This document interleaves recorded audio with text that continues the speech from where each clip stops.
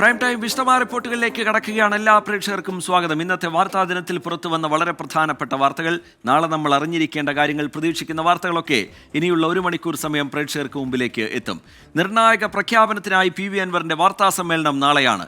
തിരുവനന്തപുരത്ത് രാവിലെ 9:30 മാധ്യമങ്ങളെ കാണുന്ന പി വി അൻവർ രാജി പ്രഖ്യാപിച്ചേക്കും എന്നാണ് സൂചന. തൃണമൂൽ പ്രവേശനത്തിന് പിന്നാലെ അയോഗ്യത ഒഴിവാക്കാനാണ് പി വി അൻവറിന്റെ നീക്കം എന്നാണ് വിവരം. സലീം മാലിക് തിരുവനന്തപുരത്ത് നിന്ന് വിവരങ്ങളുമായി ചേരുന്നുണ്ട്. സലീം, കഴിഞ്ഞ കുറേ നാളുകളായി പി വി അൻവറിന്റെ ഭാഗത്ത് നിന്ന് നിർണായകമായ ഒരുപാട് രാഷ്ട്രീയ നീക്കങ്ങൾ നമ്മൾ കണ്ടു. UDF-ലേക്കുള്ള വഴിയടഞ്ഞതോടുകൂടി തൃണമൂൽ കോൺഗ്രസിലേക്ക് ചേക്കേറുന്നതും കണ്ടു. ഇനിയിപ്പോൾ നാളെയുള്ള വാർത്താ സമ്മേളനം എന്തിനാണ്? ലഭിക്കുന്ന സൂചന എന്താണ് സലീം മാലിക്? റിജിത്ത്, നിർണായകമായൊരു വാർത്താ സമ്മേളനമാണ് നാളെ നടക്കാൻ പോകുന്നത്. പി വി അൻവറിനെ സംബന്ധിച്ചിടത്തോളം റിജിത്ത് സൂചിപ്പിച്ചതുപോലെ തന്നെ കഴിഞ്ഞ കുറേ നാളുകളായി സംസ്ഥാന രാഷ്ട്രീയത്തിലെ പല നിർണായകമായ മാറ്റങ്ങളും നിർണായകമായ ഇടപെടലുകളും നടത്തിയത് പി വി അൻവറാണ്.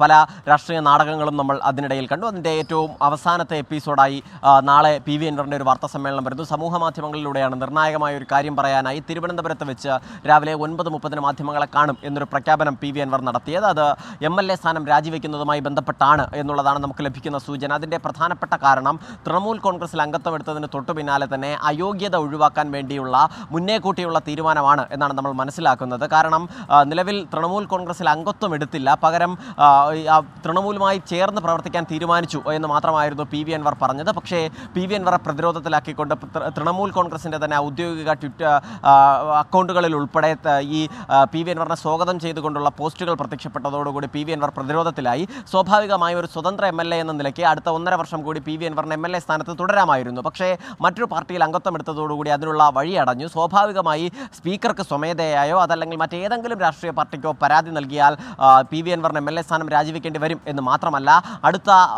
പിന്നീട് അടുത്ത 5 വർഷത്തേക്ക് മത്സരിക്കാനുള്ള വിലക്കും നേരിടേണ്ടി വരും. അത് ഒഴിവാക്കാൻ വേണ്ടിയാണ്, അയോഗ്യതയും വിലക്കും ഒഴിവാക്കാൻ വേണ്ടിയുള്ള തിടുക്കപ്പെട്ടുള്ള തീരുമാനമാണ് പി വി അൻവറിൻ്റെ ഭാഗത്ത് നിന്ന് ഉണ്ടാകുന്നത് എന്നുള്ളതാണ് ലഭിക്കുന്ന സൂചന. നേരത്തെ ഈ CPIM-മായി കലാപക്കൊടി ഉയർത്തിയതിന് ശേഷം LDF മുന്നണി വിട്ട് പുറത്തുപോയ പി വി അൻവർ തന്നെ തിരഞ്ഞെടുത്തത് MLA ആയി തിരഞ്ഞെടുത്തത് ജനങ്ങളാണെന്നും അടുത്ത 1.5 വർഷവും അവർക്കൊപ്പം MLA ആയി തന്നെ കാണും എന്നുള്ള പ്രഖ്യാപനങ്ങളൊക്കെ നടത്തിയിരുന്നു. മാത്രമല്ല MLA ആയി തന്നെ നിൽക്കാനുള്ള പരമാവധി ശ്രമം നടത്തുകയും ചെയ്തു. UDF-നൊപ്പം ചേർന്ന് പോകാൻ എന്ത് വിട്ടുവീഴ്ചയ്ക്കും തയ്യാർ എന്നൊക്കെ പി വി അൻവർ അറിയിച്ചിരുന്നതാണ്. പക്ഷേ പി വി അൻവറിൻ്റെ എല്ലാ ശ്രമങ്ങളും മറ്റു മുന്നണികളിലേക്ക് ചേർക്കുന്നതുമായി ബന്ധപ്പെട്ടുള്ള മുഴുവൻ ശ്രമങ്ങളും പാഴായിപ്പോയി. അതിന് പിന്നാലെയാണ് ഏറ്റവും ഒടുവിൽ തൃണമൂൽ കോൺഗ്രസുമായി ചേർന്ന് പ്രവർത്തിക്കാൻ പി വി അൻവർ തീരുമാനിച്ചത്. പക്ഷേ ആ തീരുമാനിക്കുന്ന സമയം വരെയും പി വി അൻവർ ഇങ്ങനെ ഒരു അപകടം പ്രതീക്ഷിച്ചിരുന്നതല്ല. എന്നാൽ അതിന് പിന്നാലെയാണ് ഈ അയോഗ്യതാ ഭീഷണി ഉൾപ്പെടെയുള്ള കാര്യങ്ങൾ പി വി അൻവർ തന്നെ മനസ്സിലാക്കിയത് എന്നാണ് നമുക്ക് ലഭിക്കുന്ന സൂചന. അതിന് പിന്നാലെയാണ് അടുത്ത 5 വർഷത്തേക്ക് കൂടി മത്സരിക്കാൻ പോലും കഴിയാത്തൊരു സ്ഥിതി വന്നാൽ പി വി അൻവർ രാഷ്ട്രീയത്തിൽ നിന്ന് തന്നെ സംസ്ഥാന രാഷ്ട്രീയത്തിൽ നിന്ന് തന്നെ അപ്രസക്തമാകുന്നൊരു നില വരും. പ്രത്യേകിച്ചും വലിയ ഹൈപ്പിൽ നിന്നതിന് ശേഷം അതിന് തൊട്ട് താഴേക്ക് പോവുക എന്നുള്ളത് പി വി അൻവറിനെ സംബന്ധിച്ചിടത്തോളം ചിന്തിക്കാൻ കഴിയുന്നതല്ല. അതുകൊണ്ട് രാജിവെച്ചതിന് ശേഷം മറ്റൊരു ഉപതെരഞ്ഞെടുപ്പിനെ നേരിടാനുള്ള ശ്രമം ഉൾപ്പെടെ പി വി അൻവർ ഇതിനോടകം തന്നെ ആരംഭിച്ചിട്ടുണ്ട് എന്നാണ് പി വി അൻവറുമായി തന്നെ അടുത്ത വൃത്തങ്ങൾ നമുക്ക് ലഭിക്കുന്ന സൂചന. എന്തായാലും നാളെ രാവിലെ 9:30 പി വി അൻവർ രാജിവെക്കുന്നതാണോ അതല്ല മറ്റെന്തെങ്കിലും നിർണായക തീരുമാനമാണോ എന്നുള്ള കാര്യങ്ങൾ ഉൾപ്പെടെ നമുക്ക് വ്യക്തത വരൂ. റീജിത്ത്. ശരി, സലീം മാലിക് തിരുവനന്തപുരത്ത് നിന്ന് വിശദമായ വിവരങ്ങൾ നൽകുകയായിരുന്നു. നാളത്തെ വാർത്താ സമ്മേളനം, പി വി അൻവറിന്റെ വാർത്താ സമ്മേളനം എന്തായാലും നിർണായകമാണ്. എന്താണ് തുടർന്ന് തന്റെ രാഷ്ട്രീയ നീക്കം എന്നുള്ള കാര്യം പി വി അൻവർ പ്രഖ്യാപിക്കും.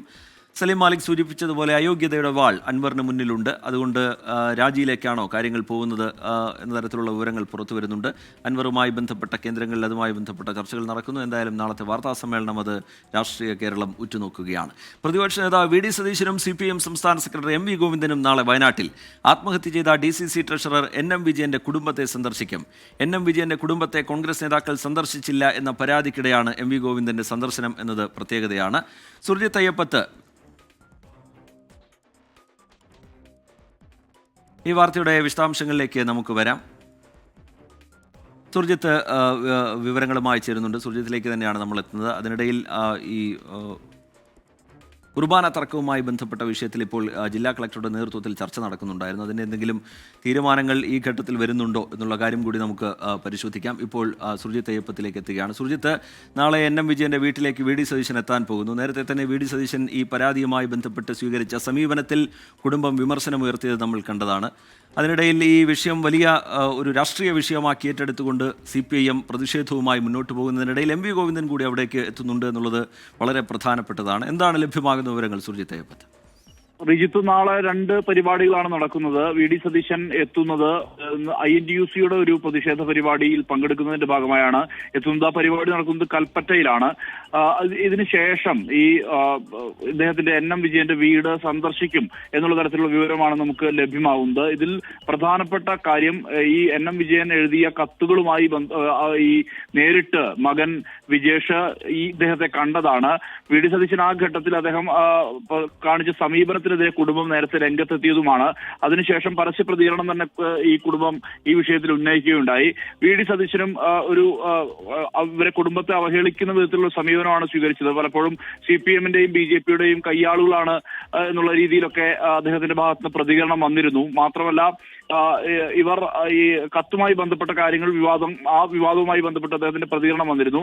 ഇതെല്ലാം നിലനിൽക്കുന്ന പശ്ചാത്തലത്തിൽ കൂടിയാണ് ഇത്തരത്തിലൊരു സന്ദർശനം നടക്കുന്നത്. നേരത്തെ ഉപസമിതി അംഗങ്ങൾ തിരുവഞ്ചൂർ രാധാകൃഷ്ണന്റെ നേതൃത്വത്തിൽ ഇവിടെ വന്ന ഘട്ടത്തിൽ അവർ തന്നെ പറയുകയുണ്ടായി, വി ഡി സതീശനും കെ സുധാകരനും NM വിജയന്റെ വീട്ടിലേക്ക് എത്തുമെന്നുള്ള വിവരം അവർ തന്നെ പങ്കുവച്ചതാണ്. എന്തായാലും അതിന്റെ തുടർച്ചയായ ആ പ്രശ്നങ്ങൾ, അതായത് വലിയ രീതിയിലൊരു രാഷ്ട്രീയ ആരോപണം നിലനിൽക്കുന്ന പശ്ചാത്തലത്തിൽ കൂടിയാണ് വി ഡി സതീശന്റെ ഈ ഭവന സന്ദർശനം എന്നുള്ളതാണ് മനസ്സിലാക്കേണ്ടത്. അതേസമയം ഗോവിന്ദൻ മാസ്റ്റർ നാളെ ജില്ലയിലുണ്ട്. അദ്ദേഹം CPM DC ഓഫീസിലെത്തും ആദ്യം. അതിനുശേഷം ഇന്ന് ഒരു പൊതു പരിപാടിയുണ്ട്. അതായത് ബത്തേരിയിൽ ഈ NM വിജയന്റെ മരണവുമായി ബന്ധപ്പെട്ട് ഉയർന്നു വന്ന വിവാദങ്ങളിൽ അതുമായി ബന്ധപ്പെട്ട് ഈ കോൺഗ്രസ് നേതാക്കളെ അറസ്റ്റ് ചെയ്യണമെന്നും ഒപ്പം തന്നെ IC ബാലകൃഷ്ണൻ MLA സ്ഥാനം രാജിവെക്കണമെന്നും ആവശ്യപ്പെട്ടുകൊണ്ടുള്ള പ്രതിഷേധ പരിപാടിയാണ് CPM-ന്റെ പരിപാടി. ആ പരിപാടിയിൽ പങ്കെടുക്കുന്നതിന്റെ ഭാഗമായാണ് MV ഗോവിന്ദൻ മാസ്റ്റർ ഇവിടേക്ക് എത്തുന്നത്. മാസ്റ്റർ ഇവിടെ സന്ദർശിക്കും, അതായത് NM വിജയന്റെ വീട് സന്ദർശിക്കുമെന്ന് ഏതാണ്ട് ഉറപ്പായിട്ടുമുണ്ട്, നേരത്തെ പ്രഖ്യാപിച്ചതുമാണ്. അത്തരത്തിൽ ഉള്ള കാര്യങ്ങളിലേക്കാണ് പോകുന്നത്. എന്തായാലും വലിയ രാഷ്ട്രീയ പ്രാധാന്യം ഈ വിഷയങ്ങൾക്കുണ്ട്. ഇത് എങ്ങനെയാണ് ഇനി കൈകാര്യം ചെയ്യപ്പെടുന്നത് ഉൾപ്പെടെയുള്ള വിഷയങ്ങളിലേക്ക് ഈ NM വിജയന്റെ മരണവുമായി ബന്ധപ്പെട്ട് അതിന്റെ തുടർച്ചയായ ആത്മഹത്യാ പ്രേരണ കുറ്റം കോൺഗ്രസ് നേതാക്കൾക്കെതിരെ ചുമത്തിയ പശ്ചാത്തലത്തിൽ വലിയ പ്രസക്തിയുണ്ട് MV ഗോവിന്ദൻ മാസ്റ്ററുടെയും വി ഡി സതീശന്റെയും വയനാട് സന്ദർശനത്തിന്. ശരി, NM വിജയന്റെ കുടുംബം ഈ ഘട്ടത്തിൽ ഉയർത്തുന്ന പരാതി അത് നമുക്കറിയാം. അതിനിടയിലാണ് പ്രതിപക്ഷ നേതാവ് വി ഡി സതീശൻ NM വിജയന്റെ കുടുംബത്തെ കാണാൻ എത്തുന്നത്. കോൺഗ്രസ് നേതൃത്വം വലിയ പ്രതിരോധത്തിൽ നിൽക്കുന്ന ഘട്ടം കൂടിയാണ്. അതിനിടയിലാണ് വി ഡി സതീശൻ കുടുംബത്തെ കാണാൻ എത്തുന്നത് എന്നത് പ്രധാനമാണ്. അതുപോലെ തന്നെ പ്രധാനമാണ് CPM സംസ്ഥാന സെക്രട്ടറി MV ഗോവിന്ദൻ നാളെ ജില്ലയിലുണ്ട്. ഇപ്പോൾ IC ബാലകൃഷ്ണൻ MLA സ്ഥാനം രാജിവെക്കണം, കേസെടുത്തതിന് പിന്നാലെ കോൺഗ്രസ് നേതാക്കളെ അറസ്റ്റ് ചെയ്യണം എന്നതടക്കമുള്ള ആവശ്യങ്ങൾ ഉയർത്തിക്കൊണ്ട് CPM അതിശക്തമായ പ്രതിഷേധം നടത്തുകയാണ്. അതിനിടയിലാണ് MV ഗോവിന്ദൻ കൂടി വയനാട്ടിലേക്ക് എത്തുന്നത്. MV ഗോവിന്ദനും NM വിജയന്റെ കുടുംബത്തെ കാണും എന്നുള്ളതാണ് ഈ ഘട്ടത്തിൽ മനസ്സിലാക്കുന്ന വിവരം. സുർജിത്ത് അയ്യപ്പത്ത് അതിന്റെ വിശദാംശങ്ങൾ പങ്കുവെക്കുകയായിരുന്നു. ഇനി പത്തനംതിട്ടയിലേക്ക് പോവുകയാണ്. ദളിത് പെൺകുട്ടിയെ പീഡിപ്പിച്ച കേസിൽ അന്വേഷണം വിദേശത്തേക്കും നീളുന്നു. പ്രതികളിൽ വിദേശത്തുള്ള ആൾക്കായി പോലീസ് ലുക്കൌട്ട് നോട്ടീസ് പുറത്തിറക്കും. കേസിൽ DIG അജിത ബീഗത്തിന്റെ മേൽനോട്ടത്തിൽ അന്വേഷണ സംഘം വിപുലീകരിച്ചിട്ടുണ്ട്. ഇതുവരെ അറസ്റ്റിലായവരുടെ എണ്ണം 28 ആണ്. 62 പേർ പീഡിപ്പിച്ചെന്നാണ് പെൺകുട്ടിയുടെ മൊഴി. പ്രതികളിലൊരാൾ വിദേശത്തുണ്ടെന്നാണ് പോലീസ് വ്യക്തമാക്കുന്നത്. 2 മാസം മുൻപ് നാട്ടിൽ വന്നുപോയ പ്രതിക്കായി പോലീസ് ലുക്കൌട്ട് നോട്ടീസ് പുറത്തിറക്കും. പ്രതിപട്ടികയിൽ ഉൾപ്പെട്ടവരുടെ എണ്ണം കൂടുകയാണ്. മൊഴിയുടെ അടിസ്ഥാനത്തിൽ പലരെയും കസ്റ്റഡിയിലെടുത്ത് ചോദ്യം ചെയ്യുന്നുണ്ട്. ജില്ലയ്ക്കുള്ളിലെ മുഴുവൻ പ്രതികളെയും 2 ദിവസത്തിനകം പിടികൂടാനുള്ള നീക്കത്തിലാണ് പോലീസ്. തിരിച്ചറിഞ്ഞ പ്രതികളുടെ ഫോൺ കോൾ ലൊക്കേഷൻ ട്രാക്ക് ചെയ്തിട്ടുണ്ട്. വീണ്ടും കൗൺസിലിംഗ് നടത്തി പെൺകുട്ടിയുടെ മൊഴി രേഖപ്പെടുത്തിയേക്കും. ഡിജിറ്റൽ തെളിവുകൾ കണ്ടെത്താൻ പ്രയാസമാണെന്നാണ് അന്വേഷണ സംഘത്തിന്റെ വിലയിരുത്തൽ. കേസിൽ അന്വേഷണ സംഘത്തെ വിപുലീകരിച്ചു. DIG അജിത ബീഗത്തിന്റെ മേൽനോട്ടത്തിലാണ് അന്വേഷണം. Pathanamthitta SP VG Vinod Kumar, DYSP S Nandakumar ഉൾപ്പെടെ 25 പേരാണ് സംഘത്തിലുള്ളത്. 24 പത്തനംതിട്ട. ഈ പെൺകുട്ടിയുടെ മൊഴിയുടെ വിവരങ്ങൾ പുറത്തു വന്നതിന് പിന്നാലെയുണ്ടായ പോലീസ് നീക്കങ്ങൾ അതൊക്കെ കേരളത്തെ വലിയ ഞെട്ടിക്കുന്ന വിവരങ്ങളിലേക്കാണ് കൊണ്ടുപോയത്. ഇപ്പോൾ അറസ്റ്റിലായവരുടെ എണ്ണം 28 ആയിട്ടുണ്ട്. കൂടുതൽ പേരുടെ പങ്കാളിത്തം, ഇതുമായി ബന്ധപ്പെട്ടുള്ള കൂടുതൽ പേരെ അറസ്റ്റ് ചെയ്യുന്ന അടക്കമുള്ള നടപടികളിലേക്ക് പോലീസ് കടക്കാനൊരുങ്ങുന്നു എന്നുള്ളതാണ്. എന്തായാലും അതിൻ്റെ അന്വേഷണം നടക്കട്ടെ. കൂടുതൽ വ്യക്തത വരും ദിവസങ്ങളിൽ ആ കേസുമായി ബന്ധപ്പെട്ട് വരും എന്നുള്ള കാര്യം ഉറപ്പാണ്. മലപ്പുറത്തേക്ക് പോയാൽ അവിടെ അരീക്കോട് മാനസിക വെല്ലുവിളി നേരിടുന്ന യുവതിയെ കൂട്ടബലാത്സംഗം ചെയ്തു എന്ന് പരാതി. നാട്ടുകാരും അകന്ന ബന്ധുക്കളും ഉൾപ്പെടെ യുവതിയെ ഭീഷണിപ്പെടുത്തി വിവിധയിടങ്ങളിൽ എത്തിച്ച് പീഡിപ്പിച്ചു എന്ന് പോലീസ് പറയുന്നു. ദിവസങ്ങൾക്ക് മുമ്പാണ് ഞെട്ടിപ്പിക്കുന്ന ക്രൂരതയുടെ വിവരങ്ങൾ പുറത്തുവന്നത്. യുവതി മാനസിക വെല്ലുവിളി നേരിടുന്നത് കൊണ്ട് തന്നെ ഒന്നും പുറത്തു പറയില്ലെന്നും പിടിക്കപ്പെടില്ലെന്നുമുള്ള ധൈര്യമായിരുന്നു പ്രതികൾക്ക്. 2022-23 വർഷത്തിലാണ് യുവതി കൂട്ടബലാത്സംഗത്തിന് ഇരയായതെന്ന് FIR-ൽ പറയുന്നു. അയൽവാസിയായ മുഖ്യപ്രതിയുമായി 2015 മുതൽ പരിചയമുണ്ട്. ഇയാൾ പലയിടങ്ങളിലായി കൊണ്ടുപോയി കാഴ്ചവെച്ചു എന്നാണ് പരാതി. ചൂഷണം ചെയ്തത് നാട്ടുകാരും അകന്ന ബന്ധുക്കളുമടക്കം 8 പേർ. ദിവസങ്ങൾക്ക് മുൻപാണ് ഞെട്ടിപ്പിക്കുന്ന വിവരങ്ങളെല്ലാം തിരിച്ചറിഞ്ഞതെന്ന് സഹോദരൻ 24-നോട്. എൻ്റെ സഹോദരനെ കൊണ്ട് എൻ്റെ അയൽവാസി പിന്നെ പല ആളുകൾക്കും കൊണ്ട് കാഴ്ച വെക്കുകയും അതുപോലെ പല സാമ്പത്തിക സഹായം നേട്ടങ്ങൾ ഉണ്ടാക്കിയിട്ടുണ്ട്. അപ്പോൾ നമുക്ക് നീതി കിട്ടണം, അതിന് വേണ്ടിയിട്ടാണ് ഞാൻ ഈ കാര്യങ്ങളൊക്കെ നിങ്ങളോട് പറഞ്ഞത്. പ്രലോഭിപ്പിച്ചും ഭീഷണിപ്പെടുത്തിയും മാനന്തവാടി, കോഴിക്കോട്, മഞ്ചേരി, അരീക്കോട് തുടങ്ങി വിവിധ സ്ഥലങ്ങളിൽ കൊണ്ടുപോയാണ് കൂട്ടബലാത്സംഗത്തിന് ഇരയാക്കിയതെന്ന് പോലീസ് പറയുന്നു. ഒരു പ്രതി യുവതിയുടെ 15 പവൻ സ്വർണവും 40,000 രൂപയും കവർന്നു. 38-കാരിയായ യുവതിയുടെ രഹസ്യമൊഴി രേഖപ്പെടുത്തി. നിലവിൽ ഇവർ ചികിത്സയിലാണ്. കൊണ്ടോട്ടി ഡിവൈഎസ്പിക്കാണ് അന്വേഷണ ചുമതല. നിലവിൽ ആരെയും അറസ്റ്റ് ചെയ്തിട്ടില്ല. അന്വേഷണം നടക്കുന്നുവെന്ന് പോലീസ്. 24 മലപ്പുറം. തിരുവനന്തപുരം പോത്തൻകോട് 9-കാരിയെ ലൈംഗികമായി പീഡിപ്പിച്ച രണ്ടാനച്ഛനും അപ്പൂപ്പന്റെ സുഹൃത്തും അറസ്റ്റിൽ. കല്ലിയൂർ സ്വദേശികളായ അനീഷ്, ബാബുരാജ് എന്നിവരാണ് പിടിയിലായത്. സലീം മാലിക് ചേരുന്നുണ്ട് വിവരങ്ങളുമായി തിരുവനന്തപുരത്ത്. സലീം, എന്താണ് ഇതുമായി ബന്ധപ്പെട്ട് ലഭ്യമാകുന്ന വിവരങ്ങൾ? ഈ പരാതിയിൽ പറയുന്നത് എന്താണ്? പോലീസ് ഈ ഘട്ടത്തിൽ അറിയിക്കുന്നത് എന്താണ് സലീം? റിജിത്ത്, പോലീസ് അറിയിക്കുന്നത് ഈ കുട്ടിയുടെ അമ്മ, ഈ പീഡനത്തിനിരയായ കുട്ടിയുടെ അമ്മ 1 മാസം മുൻപ് വിദേശത്തേക്ക് പോയിരുന്നു. അതിനുശേഷം ഈ കുട്ടിയുടെ പെരുമാറ്റത്തിൽ വല്ലാതെ മാറ്റം സംഭവിച്ചതോടുകൂടി അധ്യാപകരാണ് ഈ മാറ്റം ശ്രദ്ധിക്കുന്നത്. അതിനുശേഷം കുട്ടിയോട് കാര്യങ്ങൾ തിരക്കുകയും മാതാവിനെ വിവരമറിയിക്കുകയും ചെയ്യുകയായിരുന്നു. അതിന് പിന്നാലെ നാട്ടിലെത്തിയ മാതാവുമൊത്ത് കൗൺസിലിംഗിൽ പങ്കെടുത്തു. കൗൺസിലിംഗിലാണ് ഈ ഞെട്ടിക്കുന്ന വിവരം കുട്ടി പുറത്തു പറയുന്നത്. കുട്ടിയുടെ രണ്ടാനച്ഛനും ഒപ്പം തന്നെ അപ്പൂപ്പൻ്റെ സുഹൃത്തുമാണ് ഈ 9 വയസ്സുകാരിയെ ലൈംഗികമായി പീഡിപ്പിച്ചത്. അത് 2 വർഷമായി പീഡനം തുടരുകയാണ് എന്നുള്ളതാണ് കുട്ടി നൽകിയിരിക്കുന്ന മൊഴി. അതിലെ പ്രധാനപ്പെട്ടത് ഒന്ന്, ഈ രണ്ടാനച്ഛനായ അനീഷ് പലതവണ കുട്ടിയെ ലൈംഗികമായി പീഡിപ്പിച്ചു. അതിനുശേഷം വിവരം പുറത്തു പറഞ്ഞാൽ അമ്മയെ കൊന്നുകളയും എന്നുൾപ്പെടെ ഭീഷണിപ്പെടുത്തി എന്നുള്ളതാണ് ഈ പെൺകുട്ടിയുടെ മൊഴി. അതിനുശേഷം ഈ വീട്ടിലേക്ക് കുട്ടിയുടെ അപ്പൂപ്പൻ്റെ സുഹൃത്തായ ബാബുരാജ് കുട്ടിയെ വീട്ടിലെത്തിയതിനു ശേഷം പീഡിപ്പിക്കാൻ ശ്രമിച്ചു എന്നുള്ളതാണ് പറയുന്നത്. KSRTCയിലെ താൽക്കാലിക ഡ്രൈവറാണ് ബാബുരാജ്. അതിനുശേഷം പിന്നീട് ഈ വിവരങ്ങൾ വെളിപ്പെടുത്തിയതിനു ശേഷം പോലീസ് വൈദ്യപരിശോധന നടത്തി. ആ വൈദ്യപരിശോധനയിലും കുട്ടി പീഡനത്തിനിരയായതായി തെളിഞ്ഞിട്ടുണ്ട്. പിന്നാലെ ഈ പ്രതികളെ അറസ്റ്റ് ചെയ്ത് കോടതിയിൽ ഹാജരാക്കി. ഇപ്പോൾ ഇവർ റിമാൻഡിൽ കഴിയുകയാണ്. റിജിത്ത്. ശരി, സലീം മാലിക് വിവരങ്ങൾ നൽകുകയായിരുന്നു തിരുവനന്തപുരത്ത് നിന്ന്. കൊല്ലം കടപ്പാക്കടയിൽ യുവാവ് കുത്തേറ്റു മരിച്ചു എന്ന വിവരം പുറത്തുവരുന്നുണ്ട്. കടപ്പാക്കട സ്വദേശി ഫിലിപ്പാണ് മരിച്ചത്. സുഹൃത്ത് മനോജിനെ പോലീസ് കസ്റ്റഡിയിലെടുത്തിട്ടുണ്ട്. അരുൺരാജ് വിവരങ്ങളുമായി കൊല്ലത്ത് നിന്ന് ചേരുകയാണ്. അരുൺരാജ്, എന്താണ് ലഭ്യമാകുന്ന വിവരങ്ങൾ? എന്താണ് ഇങ്ങനെ ഒരു തർക്കത്തിന് കാരണം? ഒരു കുത്തിലേക്ക് കാര്യങ്ങൾ പോയത് എങ്ങനെയാണ്? റിജിത്ത്, വൈകിട്ട് 7:15ഓടെയാണ് ഈ സംഭവം നടക്കുന്നത്. കൊല്ലം കടപ്പാക്കടയ്ക്ക് സമീപമുള്ള ഒരു വീട്ടിൽ 2-അംഗ സംഘം മദ്യപിച്ചുകൊണ്ടിരിക്കുകയായിരുന്നു. അവിടേക്കാണ് ഫിലിപ്പ് തന്റെ നായയുമായി എത്തുന്നത്. ഈ നായയെ കണ്ടയുടൻ ഈ മദ്യപിച്ചുകൊണ്ടിരുന്നവർ പ്രശ്നമുണ്ടാക്കി. പിന്നീട് അവിടെ അരുൺരാജിലേക്ക് തിരികെ എത്താം. ഇപ്പോൾ ഈ കുർബാന തർക്കത്തിന് ശേഷം, സമവായ ചർച്ചയ്ക്ക് ശേഷം വൈദികർ മാധ്യമങ്ങളെ കാണുന്നുണ്ട്. പിതാവിനെ വിളിച്ചു. അദ്ദേഹം വാസ്തവത്തിൽ ഒരു ട്രീറ്റ്മെന്റിനായിട്ട് തലശ്ശേരിയിലേക്ക് ഇന്ന് യാത്ര ചെയ്തുകൊണ്ടിരിക്കുകയാണ്. അപ്പോൾ ആദ്യം അദ്ദേഹം പറഞ്ഞത്, എനിക്ക് 20-ാം തീയതി അല്ലാതെ എൻ്റെ ട്രീറ്റ്മെൻറ്റ് കഴിയാതെ ഒരു ഡിസ്കഷന് സാധ്യമാകില്ല എന്നാണ് പറഞ്ഞിരുന്നത്. അപ്പോൾ ഞങ്ങളുടെ അച്ഛന്മാർ പറഞ്ഞു, ആ 21 അച്ഛന്മാർ കഴിഞ്ഞ 9-ാം തീയതി ആരംഭിച്ച പ്രാർത്ഥനാ യജ്ഞം, അവിടെ നിന്നാണല്ലോ പോലീസ് ഇന്നലെ വെളുപ്പിന് അവരെ പുറത്താക്കിയത്. അങ്ങനെയാണെങ്കിൽ ആ 21 വൈദികരെയും അവിടേക്ക് തന്നെ റെസ്റ്റോർ ചെയ്യണം. അവരെ പഴയ സ്ഥലത്ത് പ്രാർത്ഥനായജ്ഞം തുടരണം. പിതാവ് വരുന്ന ഡേറ്റ് വരെ അവർ സ്വസ്ഥമായിട്ട് അവിടെ ഇരുന്നോളും. ഒരു പ്രശ്നം അവരുണ്ടാക്കില്ല. അങ്ങനെ ഒരു സത്യവാങ്മൂലം ഉമേഷ് സാറിന്, കളക്ടർ സാറിന് കൊടുക്കാമെന്ന് ഞങ്ങൾ പറഞ്ഞു. അങ്ങനെ പറഞ്ഞ് ഒക്കെ വന്നപ്പോഴാണ് ഇപ്പോൾ ആർച്ച് ബിഷപ്പ് ജോസഫ് പാംബ്ലാനി പറഞ്ഞു, അങ്ങനെയാണെങ്കിൽ ഞാനിപ്പോൾ എൻ്റെ യാത്ര, തലശ്ശേരിക്കുള്ള യാത്ര തിരിച്ച് എറണാകുളത്തേക്ക് വരികയാണ്. തൃശ്ശൂർ വരെ എത്തി അദ്ദേഹം എറണാകുളത്തേക്ക് വരികയാണ്. അപ്പോൾ ഇന്ന് രാത്രി 10:30 ഈ അവിടെ ഇരുന്ന 21 വൈദികരുമായിട്ട് മേജർ ആർച്ച് ബിഷപ്പിന്റെ വിക്കർ ഈ അച്ഛന്മാരായിട്ട് 21 അച്ഛന്മാരുമായിട്ട് ചർച്ച നടത്താൻ തയ്യാറായിട്ടുണ്ട്. ഞങ്ങൾ ഈ ചർച്ചയിൽ നിന്നും വളരെ പോസിറ്റീവായിട്ട്, വളരെ കൺസ്ട്രക്റ്റീവായിട്ടുള്ള ഒരു പരിഹാര ഫോർമുല, ഒറ്റ രാത്രി കൊണ്ട് എല്ലാ പ്രോബ്ലം തീരില്ല എന്ന് നമുക്കറിയാം. എങ്കിലും ഇപ്പോൾ ഉണ്ടായിരിക്കുന്ന ഈ ഒരു അവസ്ഥയ്ക്ക് മാറ്റം വരുത്തുന്ന രീതിയിലുള്ള ഒരു ചർച്ചയുണ്ടാകും എന്ന് തന്നെയാണ് ഞങ്ങളുടെ പ്രതീക്ഷ.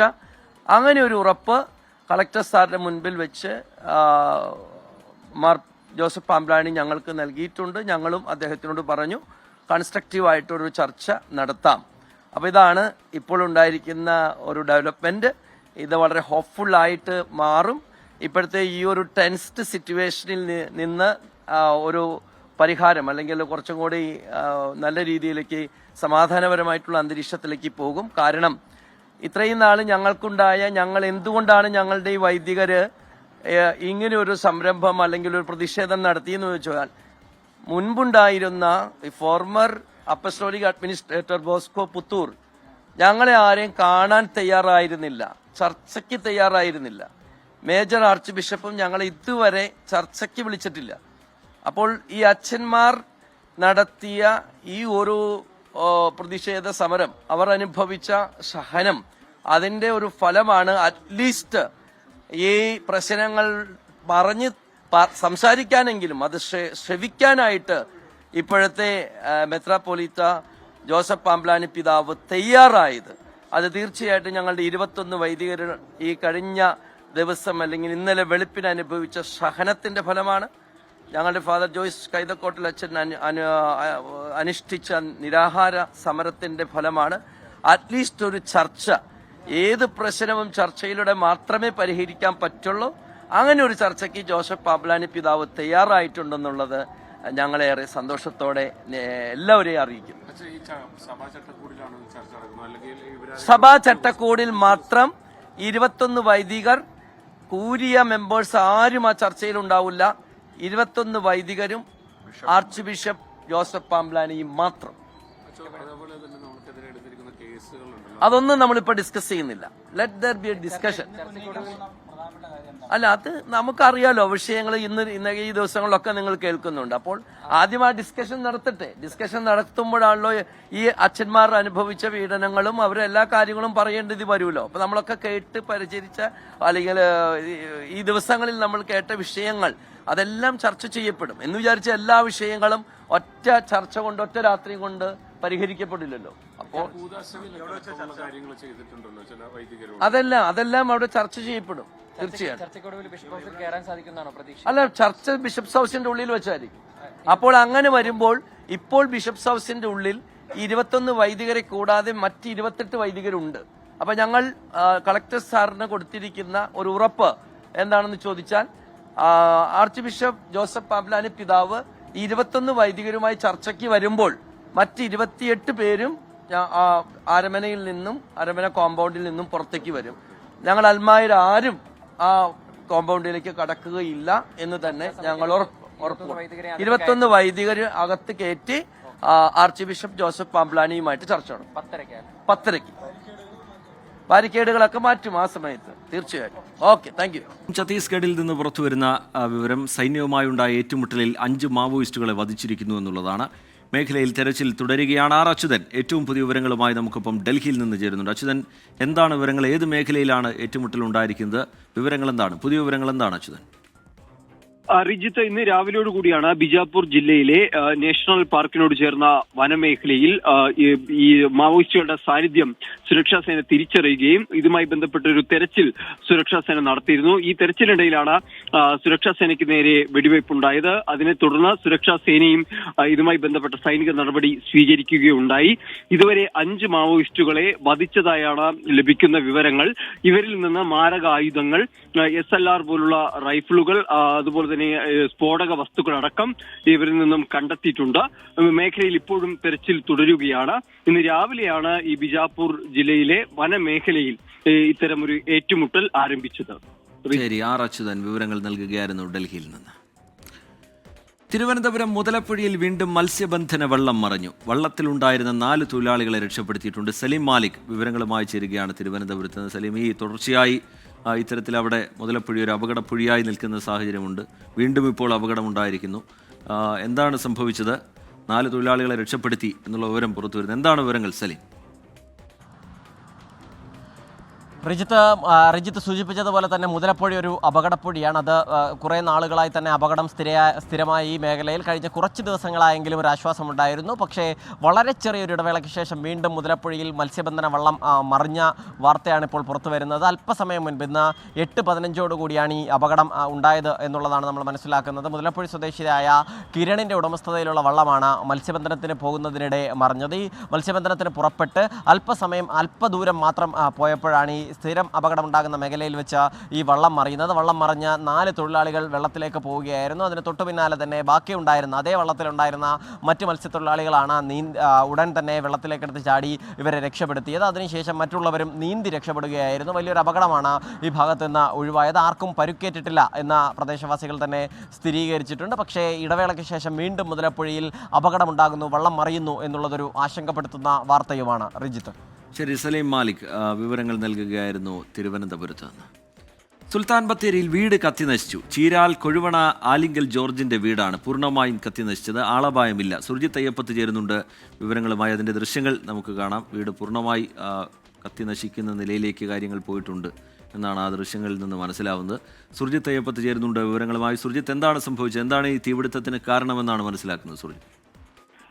റിജിത്ത്, ഇന്ന് വൈകിട്ട് 7 മണിയോട് കൂടിയാണ് ഇത്തരത്തിലൊരു സംഭവം ഉണ്ടായിരിക്കുന്നത്. ജോർജും കുടുംബവും നേരത്തെ താമസിച്ചിരുന്ന വീടായിരുന്നു ഇത്. ഇവിടെ വിളവെടുത്ത കാർഷിക വിളകളാണ് സൂക്ഷിച്ചിരുന്നത്.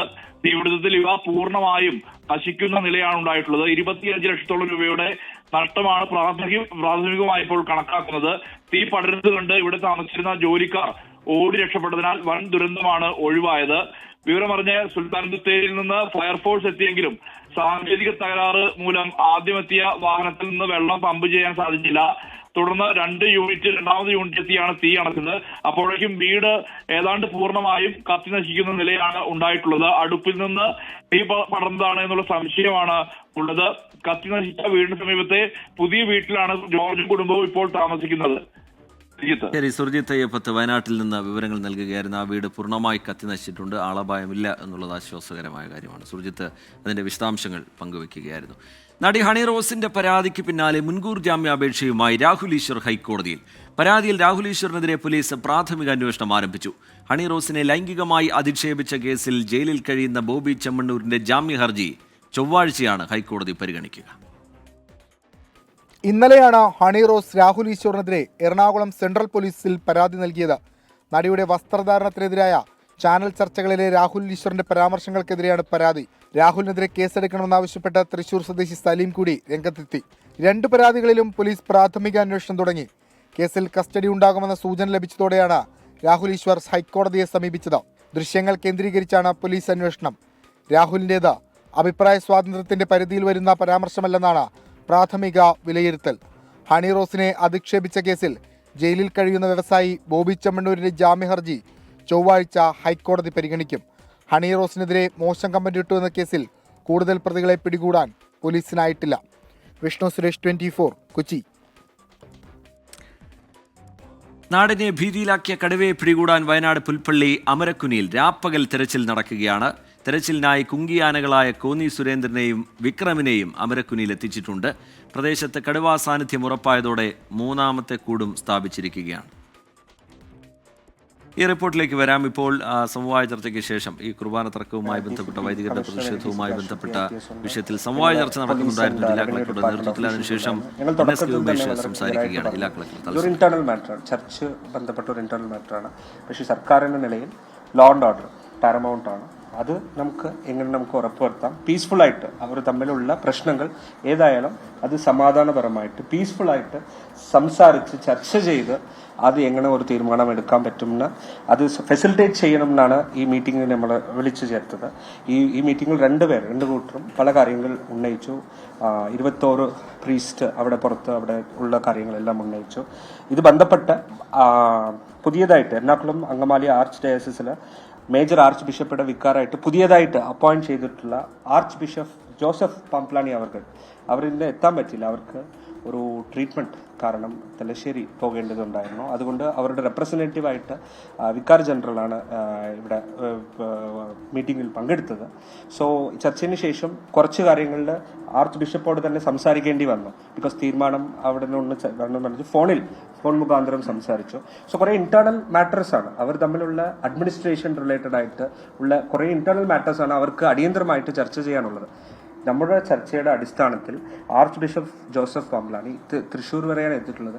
ഇന്ന് രാത്രി തന്നെ തിരിച്ചു വന്ന് ഈ കാര്യങ്ങൾ ആർച്ച് ബിഷപ്പ് ഫസ്റ്റ് പറഞ്ഞത് 20-ാം തീയതി മീറ്റിങ്ങിന് റെഡിയാണ്. 21 പ്രീസ്റ്റ്മാരോട് ഒരു ഫുൾ ഡിസ്കഷൻ നടത്താൻ റെഡിന്ന് ഉന്നയിച്ചു.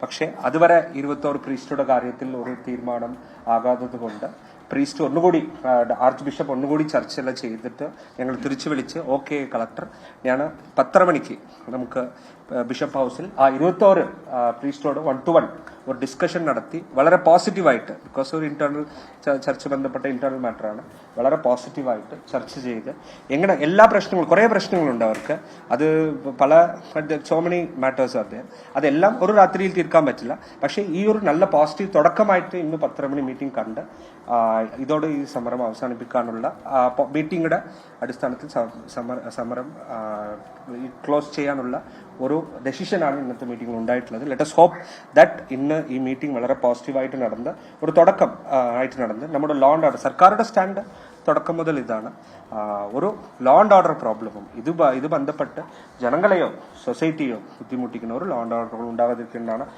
ജില്ലാ കളക്ടർ, ഡിസ്ട്രിക്ട് മജിസ്ട്രേറ്റ് എന്ന നിലയിലും കമ്മീഷണർ DCP എന്നുള്ള ഞങ്ങളുടെ ഒരു ക്ലിയർ സ്റ്റാൻഡ് അത് നമ്മൾ ഉറപ്പുവരുത്തും. അറ്റ് ദ സെയിം ടൈം ഈ ഫെസിലിറ്റേറ്റ് നമുക്ക് ചെയ്യാൻ പറ്റിയിട്ടുണ്ട്. Let us hope for the best. അതാണ് ഞാൻ പറയുന്നത്. ഇല്ല, ഈ മീറ്റിംഗ് 10:30 മണിക്ക് ഇത് നടക്കാൻ പോകുന്നു. ആ മീറ്റിംഗ് വളരെ പോസിറ്റീവായിരിക്കും വിചാരിക്കും. ബിക്കോസ് ഞാൻ കുറേ നേരം നിങ്ങൾക്കറിയാം, നിങ്ങൾ കുറേ നേരം വെയിറ്റ് ചെയ്തതാണ്. 1.5 മണിക്കൂറാണ് ഈ ചർച്ച നടന്നത്. ഞാൻ 2-3 പ്രാവശ്യം 5-10 മിനിറ്റ് അവരോട് ഫോണിൽ സംസാരിച്ചു, ഇവരോടും സംസാരിച്ചു. അവസാനം അവർ തന്നെ ഫാദർ കുര്യാക്കോസിലെ ഡയറക്ടർ ആർച്ച് ബിഷപ്പ് പാംബ്ലാനിയോട് സംസാരിച്ചു. പോസിറ്റീവായിട്ടാണ് പോയിട്ടുള്ളത്. ഇവിടെ ഉണ്ടായിരുന്ന അതേ പോസിറ്റിവിറ്റി ഉണ്ടെങ്കിൽ ഇന്ന് തീരും.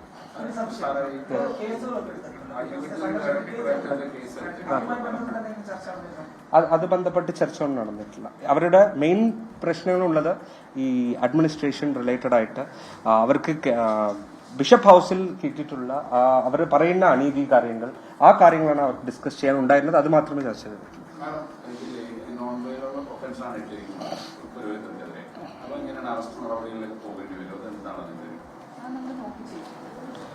ഇപ്പോൾ അതിലേക്ക് നമ്മൾ ചർച്ച നടത്തിയിട്ടില്ല. ആക്ച്വലി അവരുടെ ഒരു ഇന്റേണൽ കാര്യങ്ങൾ, അഡ്മിനിസ്ട്രേഷൻ കാര്യങ്ങൾ ചർച്ച ചെയ്ത് ഒരു പോസിറ്റീവ് സ്റ്റാർട്ട് ഉണ്ടാവണം എന്നാണ് അവർ പറയുന്നത്. ഞങ്ങൾ ക്ലിയർ ആയിട്ട് പറഞ്ഞിട്ടുണ്ട്, ഒരു ലോ ആൻഡ് ഓർഡർ പ്രോബ്ലം ഇതുകൊണ്ട് നമ്മുടെ സിറ്റിയിൽ വരാൻ പറ്റും. Because we are all men of God. അത് വളരെ പോസിറ്റീവായിട്ട് തന്നെ ഏത് ഇല്ല, അതാണ് അതിന്റെ ഒരു തുടക്കമാണ് ഈ 10:30 മണി മീറ്റിംഗ്. അതിനുവേണ്ടിയാണ് പോസിറ്റീവായിട്ട് ആർച്ച് ബിഷപ്പ് തന്നെ തിരിച്ചു വരുന്നത്. ഇല്ല, ഇത് അവരുടെ ഇന്റേണൽ മീറ്റിംഗ് ആണ്. ഓക്കെ, കുറെ നേരം വെയിറ്റ് ചെയ്തു. Thank you so much. Ernakulam Angamaly അതിരൂപതയിലെ തർക്കം, പ്രതിഷേധം, അതിന് പിന്നാലെ ജില്ലാ കളക്ടർ വിളിച്ച സമവായ ചർച്ച അത് ഇപ്പോൾ പൂർത്തിയായിരിക്കുകയാണ്. ഇപ്പോൾ 21 വൈദികരുമായി ജോസഫ് പാംബ്ലാനി നേരിട്ട് ചർച്ച നടത്താൻ പോകുന്നു രാത്രി 10:30. അതിനുശേഷം അതുമായി ബന്ധപ്പെട്ടുള്ള കാര്യങ്ങളിൽ ഒരു തീരുമാനമാകും എന്ന പ്രതീക്ഷ ഒറ്റ രാത്രി കൊണ്ട് പരിഹരിക്കാവുന്ന വിഷയമല്ല, എങ്കിലും ഒരു ശുഭപ്രതീക്ഷയോടുകൂടി ആ ചർച്ചയെ കാണുന്നുണ്ട് എന്നാണ് ജില്ലാ കളക്ടർ വിശദീകരിച്ചത്. നേരത്തെ പൂർത്തിയാക്കാൻ കഴിയാതെ പോയ റിപ്പോർട്ടിലേക്കാണ് ഇനി നമ്മൾ കിടക്കുന്നത്.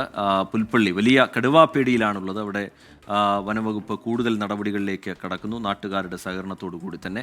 പുൽപ്പള്ളി അമരക്കുനിയിൽ രാപ്പകൽ തെരച്ചിൽ നടക്കുകയാണ്. തെരച്ചിലിനായി കുങ്കിയാനകളായ കോന്നി സുരേന്ദ്രനെയും വിക്രമനെയും അമരക്കുനിയിലേക്ക് എത്തിച്ചിട്ടുണ്ട്. പ്രദേശത്ത് കടുവാ സാന്നിധ്യം ഉറപ്പായതോടെ 3ാമത്തെ കൂടും സ്ഥാപിച്ചിരിക്കുകയാണ്.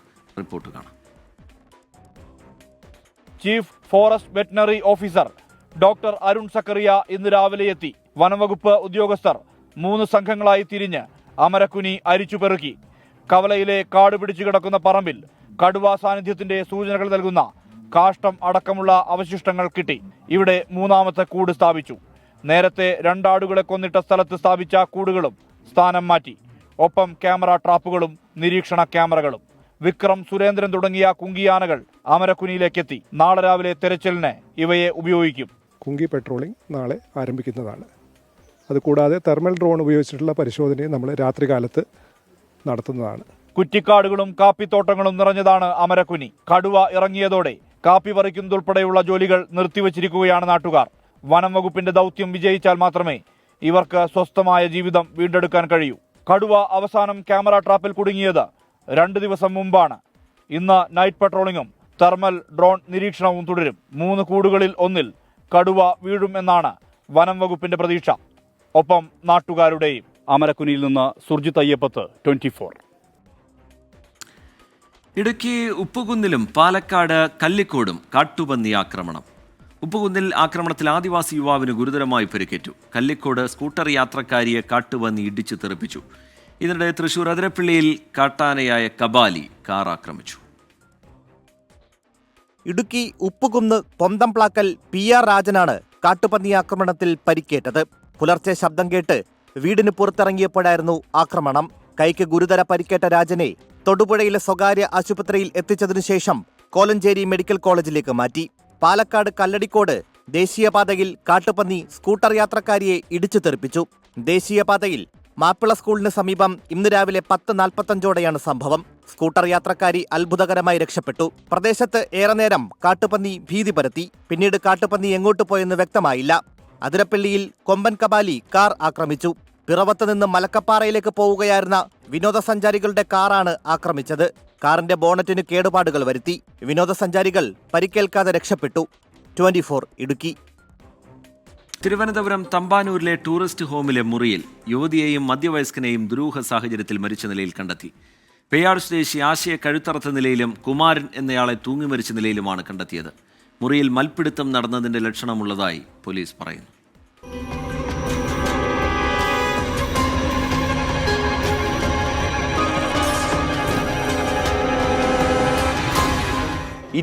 മണിക്കൂറും ആൾത്തിരക്കുള്ള തമ്പാനൂർ KSRTC ബസ് സ്റ്റാൻഡിന് തൊട്ട് സമീപത്തുള്ള ഈ ടൂറിസ്റ്റ് ഹോമിലാണ് നാടിനെ നടുക്കുന്ന ക്രൂര സംഭവം നടന്നത്.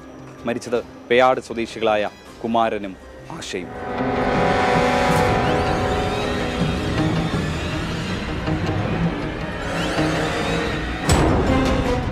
കൊടിയിൽ ലോഡ്ജിലെ 204 നമ്പർ മുറിയിൽ 10-ാം തീയതി മുറിയെടുത്ത കുമാരൻ ഇന്നലെയാണ് ആശയെ ഇങ്ങോട്ടേക്ക് വിളിച്ചു വരുത്തിയത്. ഇവിടെ എത്തിയ ഇരുവരെയും പിന്നീട് ആരും ജീവനോടെ കണ്ടിട്ടില്ല.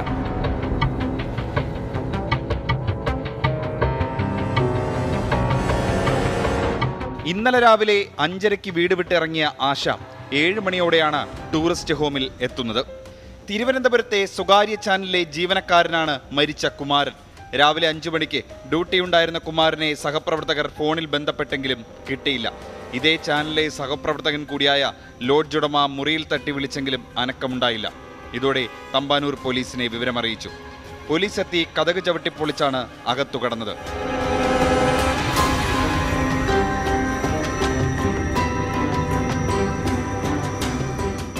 കഴുത്തറുത്ത് രക്തത്തിൽ കുളിച്ചു കിടക്കുന്ന നിലയിലായിരുന്നു ആശയുടെ മൃതദേഹം. കുമാരൻ തൂങ്ങിയ നിലയിലും. ആശയെ കൊലപ്പെടുത്താൻ ഉപയോഗിച്ച 2 കത്തി മുറിക്കുള്ളിൽ നിന്നും പോലീസ് കണ്ടെത്തി. വിവാഹമോചിതനാണ് കുമാരൻ. 2 മക്കളുടെ അമ്മയാണ് ആശ. കൊലപ്പെടുത്താൻ വേണ്ടിയാണ് ആശയെ ലോഡ്ജിലേക്ക് വിളിച്ചു വരുത്തിയതെന്നാണ് പോലീസിന്റെ നിഗമനം. മുറിക്കുള്ളിൽ മൽപ്പിടുത്തം നടന്നതായുള്ള തെളിവ് പോലീസിന് ലഭിച്ചു. ഇരുവരുടെയും ശരീരത്തിന് ക്ഷതമേറ്റ പാടുകളുണ്ട്.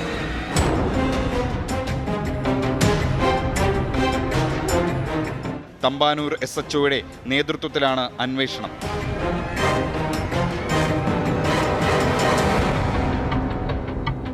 ഇൻക്വസ്റ്റ് പോസ്റ്റ്മോർട്ടം കഴിഞ്ഞിട്ട് മാത്രമാണ് നമുക്ക് പറയാൻ പറ്റുള്ളത് ഇതൊരു ഡബിൾ സൂസൈഡ് കേസാണോ ഓരോ ഹോമിസൈഡ് സൂസൈഡ് കേസാണോ എന്ന്. പൂർണ്ണമായിട്ടുള്ള അന്വേഷണം നടത്തിയിട്ട് മാത്രമാണ് എന്താണ് സംഭവിച്ചത് നമുക്ക് പൂർണ്ണമായിട്ട് പറയാൻ പറ്റും. ഫോറൻസിക് സംഘവും ലോഡ്ജിലെത്തി വിശദമായി പരിശോധന നടത്തി.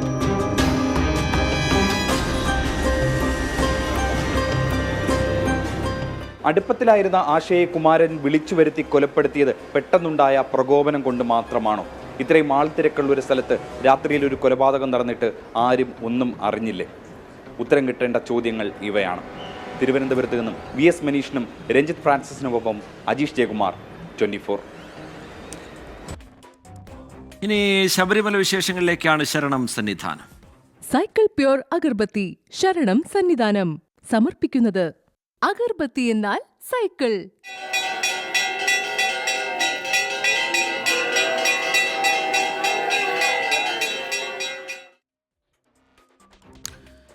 മകരസംക്രമ സന്ധ്യയിൽ ശബരിമല അയ്യപ്പ വിഗ്രഹത്തിൽ ചാർത്താനുള്ള തിരുവാഭരണവും വഹിച്ചുകൊണ്ടുള്ള ഘോഷയാത്രയ്ക്ക് തുടക്കമായി. പന്തളം വലിയ കോയിക്കൽ ക്ഷേത്രത്തിൽ നിന്നും ഉച്ചയ്ക്ക് 1 മണിക്കാണ് തിരുവാഭരണ ഘോഷയാത്ര തുടങ്ങിയത്. മകരവിളക്ക് ദിവസം തിരുവാഭരണ ഘോഷയാത്ര സന്നിധാനത്ത് എത്തും.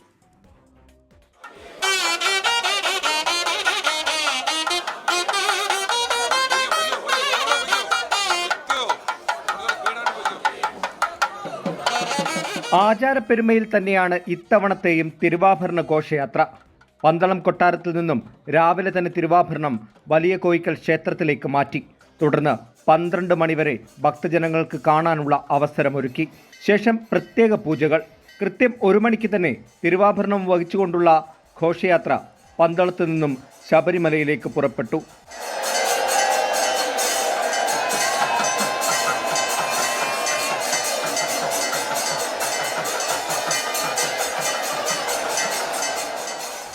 പന്തളം കൊട്ടാരത്തിലെ തൃക്കേട്ടനാൾ രാജരാജവർമ്മയാണ് ഇത്തവണ യാത്ര നയിക്കുന്നത്. ഘോഷയാത്രയ്ക്ക് മുന്നോടിയായി പൂജിച്ച ഉടവാൾ രാജരാജവർമ്മയ്ക്ക് കൈമാറി. പരമ്പരാഗത കാനനപാതയിലൂടെ സഞ്ചരിക്കുന്ന തിരുവാഭരണ ഘോഷയാത്ര ഇന്ന് ഐരൂർ ക്ഷേത്രത്തിൽ വിശ്രമിക്കും. നാളെ ലാഹയിലെ ദേവസ്വം ബോർഡ് സത്രത്തിലാണ് വിശ്രമം. 11 പേടകം തുറന്ന് തിരുവാഭരണം ദർശിക്കാൻ അവസരമൊരുക്കും. ഇത്തവണയും ഗുരുസ്വാമി കുളത്തിനാൽ ഗംഗാധരൻ പിള്ളയുടെ നേതൃത്വത്തിലുള്ള 26 അംഗ സംഘമാണ് തിരുവാഭരണം വഹിക്കുന്നത്. മകരവിളക്ക് ദിവസം 5 മണിയോടെ ശരംകുത്തിയിലെത്തുന്ന തിരുവാഭരണ ഘോഷയാത്ര ദേവസ്വം ബോർഡ് അംഗങ്ങൾ ഉൾപ്പെടെയുള്ളവർ സ്വീകരിക്കും. തുടർന്നാണ് സന്നിധാനത്തെ ചടങ്ങുകൾ. 24 പത്തനംതിട്ട. ഇനി സന്നിധാനത്തെ ഇന്നത്തെ ചടങ്ങുകൾ നോക്കാം. BLM housing cooperative society limited ശബരിമലയിലെ ചടങ്ങുകൾ സമർപ്പിക്കുന്നത് Bharat Lajna multi state housing cooperative society limited.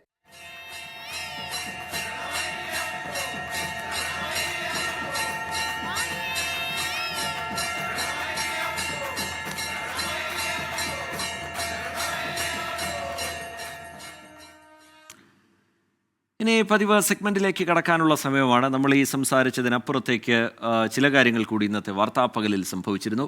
അതെന്തൊക്കെയാണ് എന്നുള്ള കാര്യം പരിശോധിക്കാം. വാർത്താപ്പകൽ.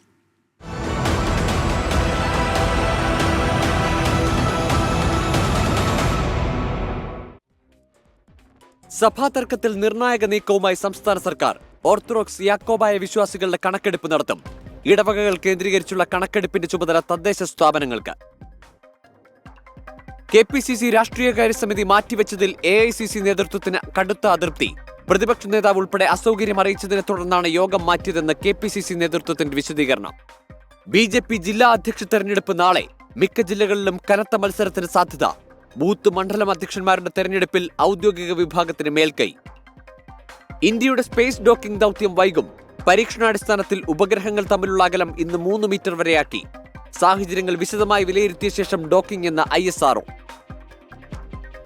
സംഘർഷങ്ങൾ കയവില്ലാതെ മണിപ്പൂർ. അസം റൈഫിൾസിന്റെ താൽക്കാലിക ക്യാമ്പിന് പ്രതിഷേധക്കാർ തീയിട്ടു. വിവിധയിടങ്ങളിൽ നിന്ന് സ്ഫോടക വസ്തുക്കളും ആയുധങ്ങളും പിടിച്ചെടുത്തു. വന്യജീവി ശല്യം പരിഹരിക്കുന്നതിൽ സർക്കാരിന് അനാസ്ഥയെന്ന രൂക്ഷ വിമർശനവുമായി ലത്തീൻ സഭ. ജനങ്ങളെ എങ്ങനെ കഷ്ടപ്പെടുത്താമെന്നാണ് സർക്കാർ ആലോചനയെന്ന് KRLCC president doctor Varghese Chakkalakkal. കൊല്ലത്ത് വിദ്യാർത്ഥിനികളോട് ലൈംഗിക ഉദ്ദേശത്തോടെ പെരുമാറിയ സ്കൂൾ ബസ് ഡ്രൈവറും ക്ലീനറും അറസ്റ്റിൽ. നടപടി 8 വിദ്യാർത്ഥിനികൾ നൽകിയ പരാതിയിൽ.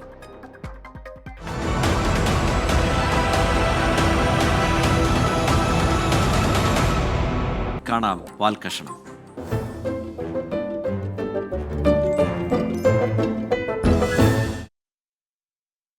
AICCയുടെ രാഷ്ട്രീയകാര്യ സമിതി യോഗം മാറ്റിവെച്ചതിൽ AICC അതൃപ്തി അറിയിച്ചു. നേതാക്കൾക്ക് തിരക്കാണ് എന്നാണ് KPCCയുടെ വിശദീകരണം. രാഷ്ട്രീയ പാർട്ടിയുടെ നേതാക്കൾക്ക് രാഷ്ട്രീയകാര്യ സമിതി ചേരാൻ സമയമില്ലെങ്കിൽ AICC എങ്ങനെ നന്നാക്കും KPCCയെ?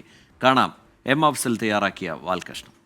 KPCC രാഷ്ട്രീയകാര്യ സമിതി മാറ്റിവെച്ചതിൽ AICC നേതൃത്വത്തിന് കടുത്ത അതൃപ്തി. എന്തിന്? എല്ലാവരും മുഖ്യമന്ത്രി കുപ്പായം തുന്നിങ്ങോണ്ട് നടക്കല്ലേ. അതിൻ്റെ ഇടയിൽ എവിടെ യോഗം കൂടാനൊക്കെ ഒഴിവ്? തിരഞ്ഞെടുപ്പ് ഫലങ്ങൾ, വരാനിരിക്കുന്ന തദ്ദേശ നിയമസഭാ തിരഞ്ഞെടുപ്പ്, സർക്കാരിനെതിരായ സമരങ്ങൾ, പുനഃസംഘടന, ഇത്തരം സുപ്രധാന വിഷയങ്ങളാണ് രാഷ്ട്രീയകാര്യ സമിതിയിൽ ചർച്ച ചെയ്യേണ്ടിയിരുന്നത്. KPCC രാഷ്ട്രീയകാര്യ സമിതി യോഗം ചേർന്നിട്ട് നാളുകളായെന്ന് പാർട്ടിക്കുള്ളിലും മുറുമുറുപ്പുണ്ട്. എന്താണ് ഈ കേൾക്കണത്? ഒന്ന് യോഗം കൂടിയും ചങ്ങായിമാരെ. അല്ല, അതിലിപ്പോൾ ഉണ്ടായിട്ട് വലിയ പ്രയോജനം ഉണ്ടായിട്ടില്ലല്ലോ. അതുകൊണ്ട് കുറച്ച് കഴിയട്ടെ. എത്ര തിരക്കൊന്നും പിടിക്കും. ഒരാൾക്കും ഒഴിവില്ലത്രേ. ഇതൊന്ന് നന്നാക്കാൻ വേണ്ടിയിട്ട് AICC കണഞ്ഞ് ശ്രമിക്കുന്നുണ്ട്. പക്ഷെ അത് KPCCയിൽ ഉള്ളവരും കൂടെ വിചാരിക്കണ്ടേ? പ്രതിപക്ഷ നേതാവിന് അസൗകര്യമുണ്ട്, ജനപ്രതിനിധികൾക്ക് മണ്ഡലങ്ങളിൽ മുൻകൂട്ടി നിശ്ചയിച്ച പരിപാടികളുണ്ട് തുടങ്ങിയവയാണ് യോഗം മാറ്റിവെച്ചതിന് നേതൃത്വം നൽകുന്ന വിശദീകരണം. എന്നാൽ യോഗത്തിൽ പങ്കെടുക്കാൻ AICC സംഘടനാ ജനറൽ സെക്രട്ടറി KC വേണുഗോപാൽ തിരുവനന്തപുരത്തെത്തിയിരുന്നു. പരിഷ്കാരം എത്രടം വരെ എത്തി എന്നാ ഞാൻ ആലോചിക്കണേ. തനിയെ വണ്ടി ഓടിച്ച് ഇത്രടം വരെ വരിക. ഗോപി, ഇത് ശരിയാവില്ല. ഡൽഹിയിൽ നിന്നും ബാംഗ്ലൂരിൽ നിന്നൊക്കെ വണ്ടി പിടിച്ച് വരുന്നവര് ഇവിടേക്കൊന്ന് വിളിച്ചു ചോദിച്ചിട്ട് വരുമുണ്ടോ? ഇവിടെ മുഖ്യമന്ത്രി ചർച്ച ഒഴിഞ്ഞിട്ട് ഇവർക്കൊന്നും നേരല്ല. അല്ല, ഇതിന്റെ അകത്തും കാര്യമായിട്ട് പണിയൊന്നും ഇപ്പില്ല. പാർട്ടി യോഗങ്ങളിൽ പങ്കെടുക്കാൻ ഉത്തരവാദിത്തപ്പെട്ടവർക്ക് സമയമില്ലേ എന്ന വിമർശനവും ദേശീയ നേതൃത്വത്തിനുണ്ട്. ഉത്തരവാദിത്തപ്പെട്ടവരൊക്കെ ഉദ്ഘാടനം ചെയ്ത് നടക്കുകയാണ്.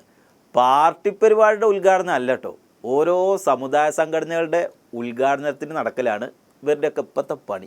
ആദ്യം ഞാനും നന്നാകട്ടെ, പിന്നെ നമുക്ക് നാട് നന്നാക്കാം. രമേശ് ചെന്നിത്തല പങ്കെടുത്തു, സതീശൻ പങ്കെടുത്തു, സുധാകരൻ പങ്കെടുത്തു.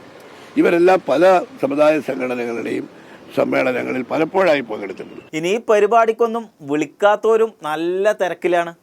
ഓരോ തിരക്ക് എന്താണെന്നോ, ഈ പരിപാടിക്ക് ഇവരെന്തുകൊണ്ട് വിളിച്ചില്ല എന്നുള്ള ചർച്ചകൾ ഉള്ളിൽ കൂടെ നടത്തണ്ടേ? ഇവർ തന്നെ രണ്ട് തട്ടിലാണ്. UDF കക്ഷി നേതാക്കളുടെ യോഗത്തിൽ K സുധാകരൻ വിട്ടുനിന്നതും KPCC ഭാരവാഹി യോഗത്തിൽ പങ്കെടുക്കാൻ ഇന്ദിരാഭവനിലെത്തിയ VD സതീശൻ യോഗം കൃത്യസമയത്ത് തുടങ്ങാത്തതിനെ തുടർന്ന് മറ്റൊരു ചടങ്ങിൽ പങ്കെടുക്കാൻ മടങ്ങിപ്പോയതും നേതാക്കൾ തമ്മിലുള്ള അഭിപ്രായ വ്യത്യാസങ്ങളുടെ ഭാഗമാണെന്നും ദേശീയ നേതൃത്വം വിലയിരുത്തുന്നു. സതീശനും സുധാകരനും ഇങ്ങനെ പോയാ ഇതൊക്കെ ആരാ ഒന്ന് നോക്കുക? ഞങ്ങളൊക്കെ വന്ന് സഹായിക്കാം. അയ്യോ, അത് പറ്റില്ല, പണിക്കാരൻ ഞാൻ കൈകാര്യം ചെയ്തോളാം. ആരെങ്കിലും ഒന്ന് മാറിക്കൊടുത്താൽ സഹായിക്കാൻ ഇഷ്ടം പോലെ ആൾക്കാരുണ്ട്. മാറിക്കൊടുത്തില്ലെങ്കിലോ പുണ്യപ്രവൃത്തിയായിട്ട് ഈ സഹായം ചെയ്യാനൊന്നും ആർക്കും താല്പര്യമല്ല. മുഖ്യമന്ത്രി ചർച്ചയും അതിനെ ചൊല്ലിയുള്ള പിണക്കങ്ങളും മാറിയിട്ട് AICCക്കാരിനി യോഗം വിളിച്ചാൽ മതി. അതല്ലെങ്കിൽ നിങ്ങളെ വണ്ടിക്കാശ് പോകും.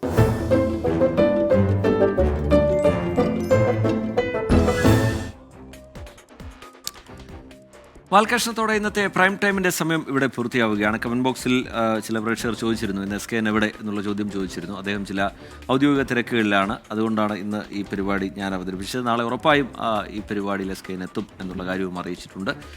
നമ്മുടെ പ്രൈം ടൈം ഇവിടെ പൂർത്തിയാവുകയാണ്.